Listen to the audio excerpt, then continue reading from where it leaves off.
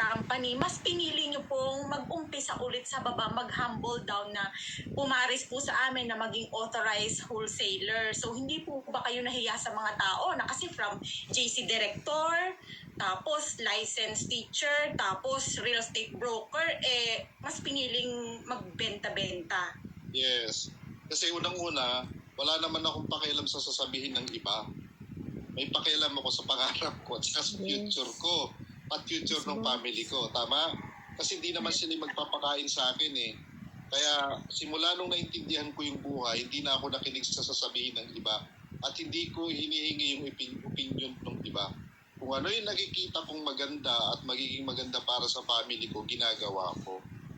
Yun po. Regardless, tignan mo licensed teacher ako, licensed librarian, licensed real estate broker, naging director ako, nag-resign ako. Bakit? Di ba? So yun ang makikita mo, bakit ko pinagpalit ang mga yon para sa maging authorized wholesaler lang at